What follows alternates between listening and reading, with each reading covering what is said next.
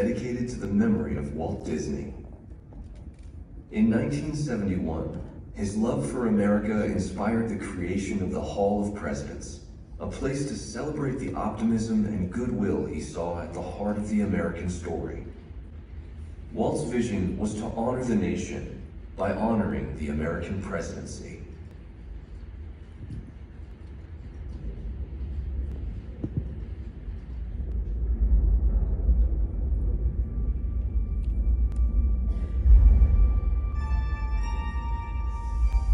It is 1783, and the smoke is clearing in the wake of the Revolutionary War. Over the course of 8 grinding years, General George Washington has led a force of shopkeepers, farmers, and Native American allies to victory over the greatest military power in the world. A new nation has been born, independent and free. The founders must form a national government.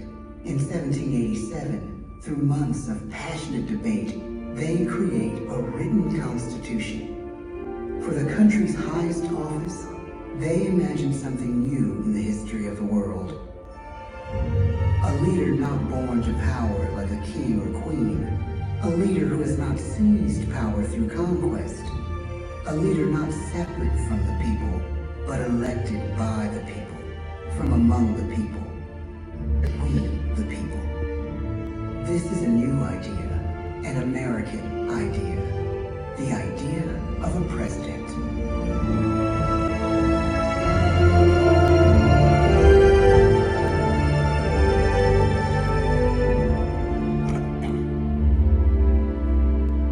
The people don't know exactly what a president will be, but there is little doubt who it will be. George Washington's stature and bearing have marked him as a leader. His integrity has made him a great one. Washington knows that many generals who have led successful revolutions make themselves dictators or kings. Instead, he steps down from power and retires to his home, Mount Vernon. The world takes note, and George Washington becomes the symbol of American ideals. In the first presidential election, it's Washington by a landslide. The only doubt seems to be his own. He writes, "Integrity and firmness is all I can promise. Integrity and firmness is exactly what we need." Everything he does as president will set a model for his successors. His final act may be the most important of all. After 2 terms, with no term limit in the Constitution and amid overwhelming support to stay in office, he steps down once again and hands power back to the people. He wants us to speak, to elect a new president. During the early years of the Republic, we choose leaders as different as Thomas Jefferson, John Adams, and Andrew Jackson. Elections are often bitter. Each president stands at that fiery intersection where personal character meets the challenges of the times. Some call the presidency a glorious burden. Jefferson calls it a splendid misery. We, the people, must choose well. We elect 15 presidents before the course of history brings us to the edge of a crisis like no other. A nation born of freedom still permits slavery. As the country pushes west, will new states be slave or free? The question produces bitter conflict. The issue rocks the election of 1860 and brings Abraham Lincoln onto the national stage. The tall, lanky, some say uncouth candidate from Illinois is a master of words at a time when speeches are printed in full for people to read. A house divided against itself cannot stand, he has said. With Lincoln's election, the House does indeed divide. Civil War. 11 states secede from the Union.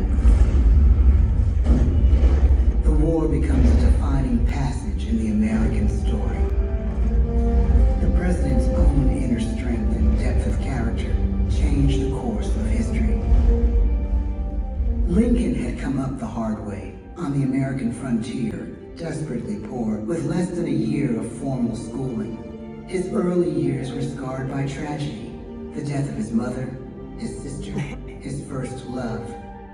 He struggles with depression, but never loses his determination to rise above it. He once said he's driven by a desire to leave the world a little better place for having lived in it. The war rages. Lincoln fights to preserve the Union and end slavery. Neither is a sure thing. At Gettysburg, Pennsylvania, 6 months after one of the bloodiest battles of the war, the president dedicates a cemetery to the thousands of soldiers who died there, in words we can never forget.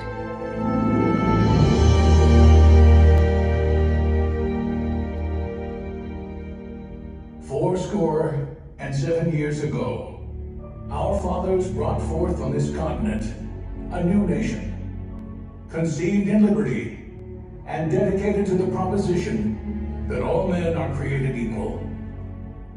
Now we are engaged in a great civil war, testing whether that nation or any nation, so conceived and so dedicated, can long endure. We are met on a great battlefield of that war. We have come to dedicate a portion of that field as a final resting place for those who here gave their lives, that that nation might live. It is altogether fitting and proper that we should do this. But in a larger sense, we cannot dedicate, we cannot consecrate, we cannot hallow this ground. The brave men, living and dead, who struggled here, have consecrated it far above our poor power to add or detract.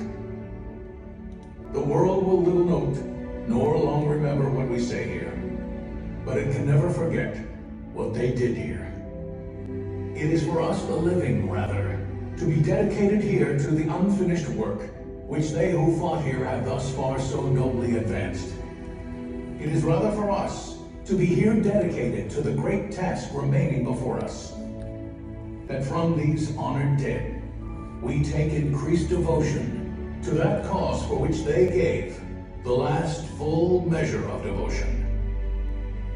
That we here highly resolve that these dead shall not have died in vain, that this nation, under God, shall have a new birth of freedom, and the government of the people, by the people, for the people, shall not perish from the earth. The blood of over 500,000 Americans is spilled in this Civil War. President Lincoln's enduring hope is to give true meaning to the sacrifices of so many, to lead us to that new birth of freedom. With the end of the war and the end of slavery, a new birth truly begins.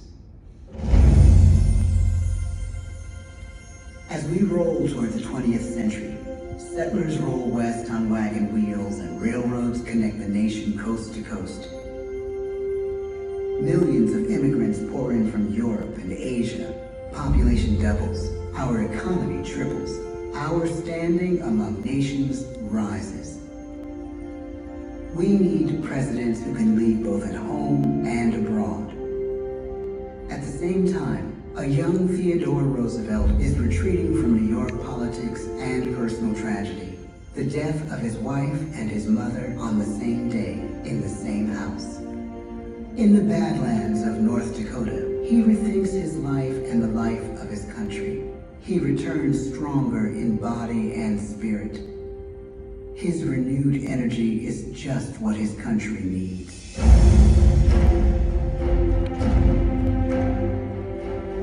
American industry is booming, but social tensions are rising.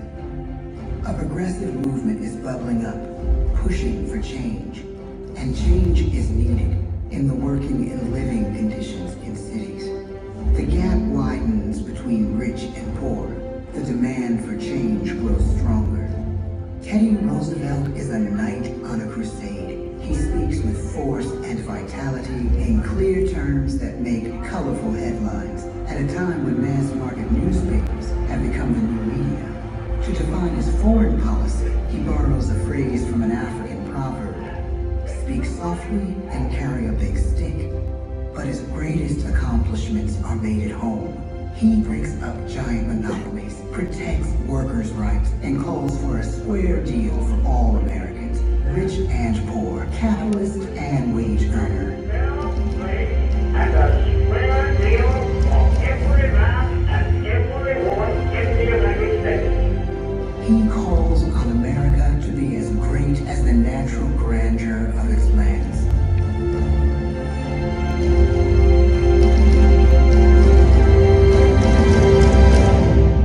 Keep your eyes on the stars and your feet on the ground, he tells us.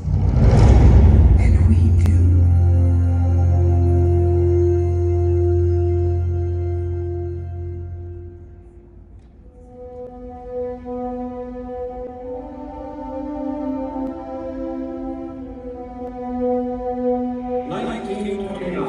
The bottom fell out of the market. 12 million unemployed. The bread lines and the soup. The results of the 1932 election now appear. When we elect our 32nd president, it is the worst of times. The course of history and the course of one president's life again shape a turning point in our national destiny. Franklin D. Roosevelt, paralyzed by polio, knows how to restore the faith of a people paralyzed by the Great Depression. I believe in practical explanation and in practical policy. He has found the inner strength his countrymen now need. He speaks to us like a friend, a neighbor. His optimism is contagious, his voice perfect for the latest breakthrough medium, radio.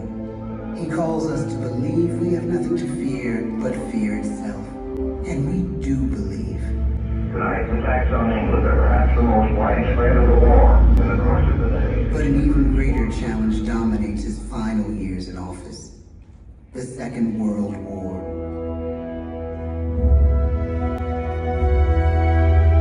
We must be the great arsenal of democracy. This is an emergency as serious as war itself. We stun the world with our production. When bombs fall on U.S. troops in Pearl Harbor, he calls us to fight on the war front and sacrifice on the home front.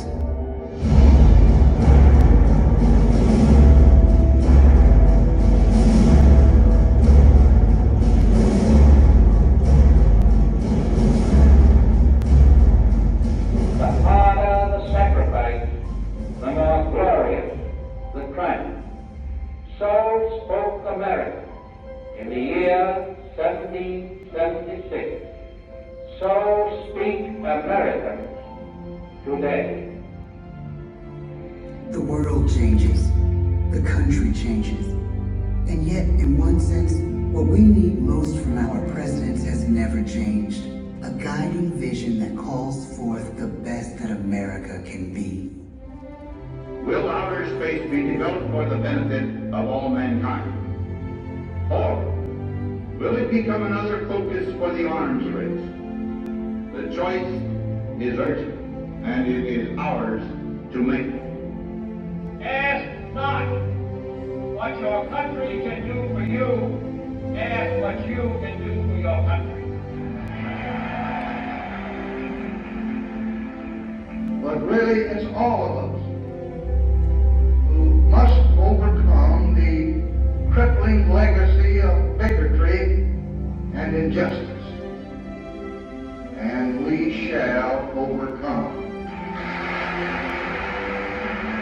The agreement that President Sadat and Prime Minister Hogan are signing tonight is entitled A Framework for Peace in the Middle East. Mr. Gorbachev, tear down this wall.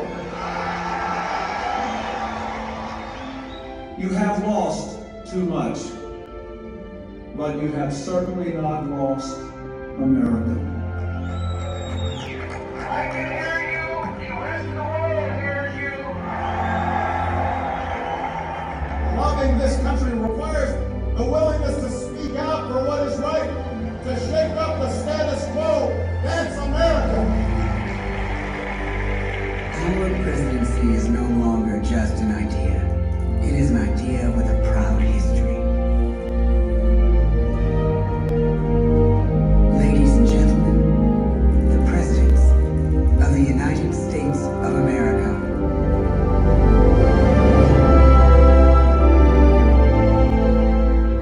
George Washington, John Adams, Thomas Jefferson, James Madison, James Monroe, John Quincy Adams, Andrew Jackson, Martin Van Buren, William Henry Harrison, John Tyler,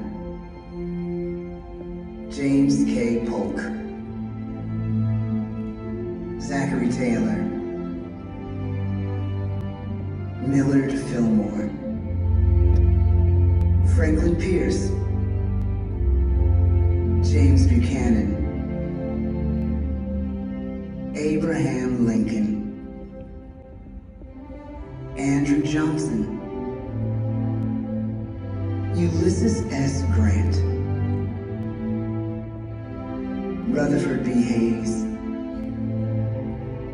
James A. Garfield,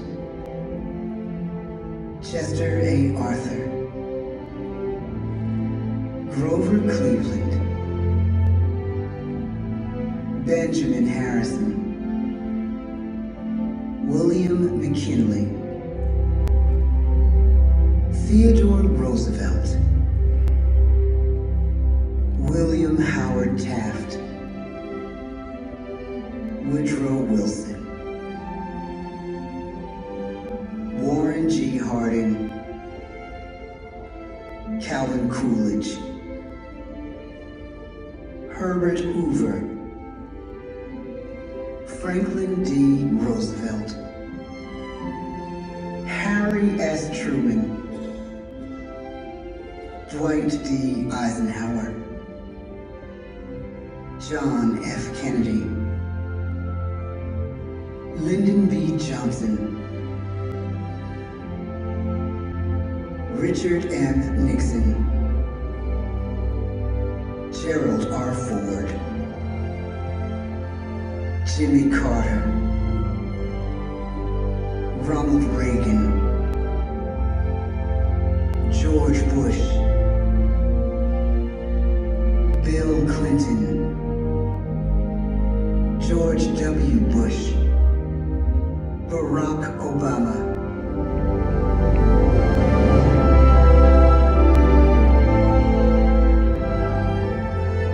And now we come to the present. Once again, we place our trust in the idea of a president, as we have from the beginning. My fellow citizens, no event could have filled me with greater anxieties than that notification on the 14th day of April, 1789, that you had selected me to lead our nation. But it was with the confidence of my fellow citizens that I took an oath. 35 simple words that have been repeated by every American president throughout history.